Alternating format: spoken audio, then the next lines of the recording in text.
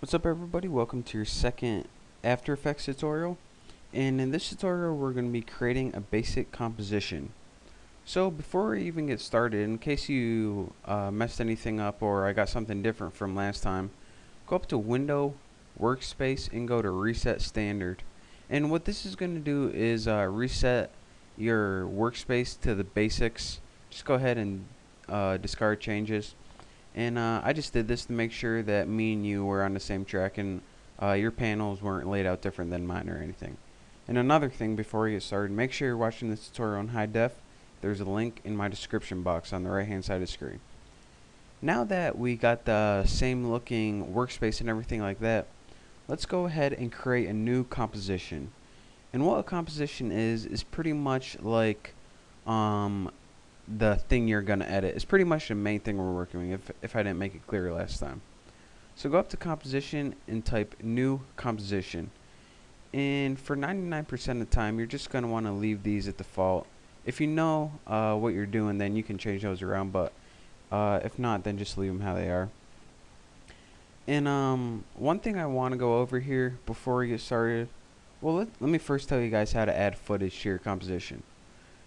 To add footage to your composition, open your composition panel so you got this black screen, just the background with nothing on it. Go over to whatever footage or video clip you have, hold it down, and bring it over and let it go. That's the easiest way to add footage to your composition. Just grab the footage, drag it over, and let it go. Now once we have some footage, now I can tell you guys what I was going to tell you before. Whenever I'm talking to you guys about footage and time, there are two different ways that you can edit the time.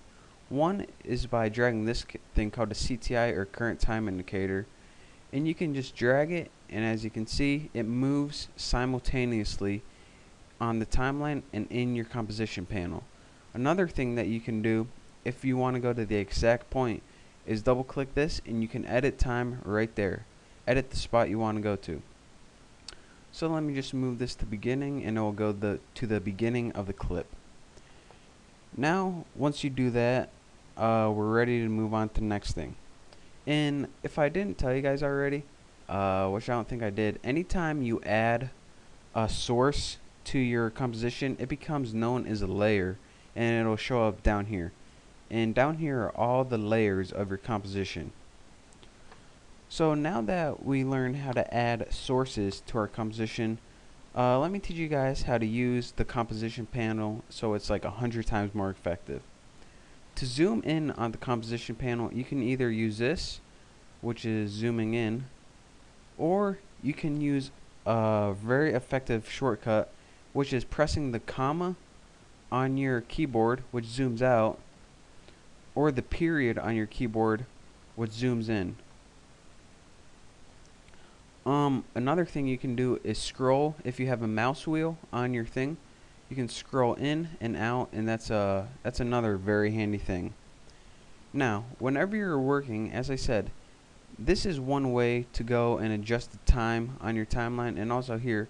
But if you want to adjust it frame by frame, like you're making a very I don't know, careful graphic, and you're gonna want to add it to every frame, you can use the page up, which moves the frame back one frame, or the page down, which moves it frame by frame forward in time. And if you hold it down, it scrolls back, and if you hold it forward, it scrolls forward. And again, those two things are page up and page down. Now, actually, I'm going to stop my tutorial right here, since I think we learned enough for right here, and my file is getting kind of big. But in the next tutorial, I'm going to be going over the next couple things you can do that'll help you out on the composition window. So make sure to watch that, and thanks for watching.